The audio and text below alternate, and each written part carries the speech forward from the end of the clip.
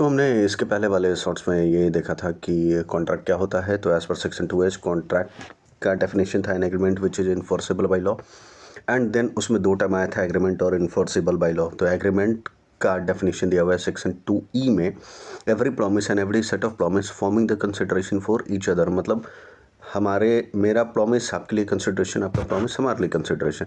अब एग्रीमेंट में एक और टर्म आता है प्रॉमिस। अब प्रॉमिस क्या होता है? तो एज पर सेक्शन 2B, क्या as per section 2B, when the person to whom proposal is made signifies his assent, the proposal is said to be accepted, and proposal when accepted it become promise। क्या है ये सब, क्या बोल दिया? इतना बोला जा रहा है कि जिस व्यक्ति के लिए प्रपोजल बनाया गया, ठीक है, और उसने उस प्रपोजल को एक्सेप्ट कर लिया, वो आपका वाला प्रपोजल नहीं, ये कॉन्ट्रैक्ट एक्ट वाला प्रपोजल, उसने आपके प्रपोजल को एक्सेप्ट कर लिया, देन उस प्रपोजल को एक्सेप्टेड मानेंगे, और जब वो प्रपोजल एक्सेप्ट हो जाएगा तो उसी को प्रॉमिस बोलते हैं। ठीक है, ओके। अब देखो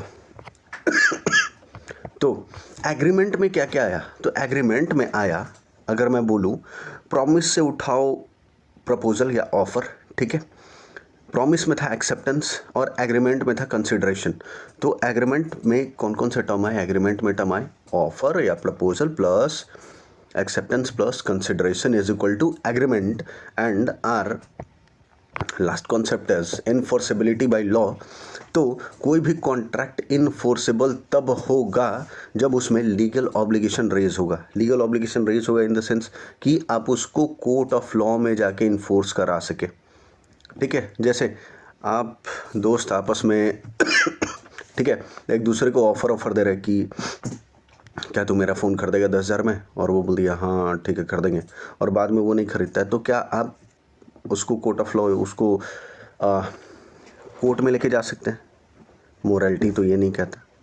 ठीक है, तो कोई भी कॉन्ट्रैक्ट इन्फोर्सेबल तब होगा जब उसमें क्या हो, लीगल ऑब्लिगेशन इंक्लूड हो जाए। ठीक है, ओके।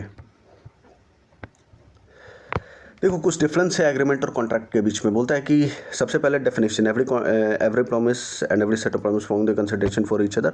और एग्रीमेंट का डेफिनेशन है agreement is enforceable by law. ठीक है, स्कोप क्या है? एग्रीमेंट का स्कोप जो है wider include both legal and social agreement. ठीक है, एग्रीमेंट में लीगल और सोशल एलिमेंट दोनों आते हैं, लेकिन कॉन्ट्रैक्ट में सिर्फ लीगल ऑब्लिगेशन आता है। ठीक है, और कॉन्ट्रैक्ट का स्कोप नैरो है। नेचर क्या है?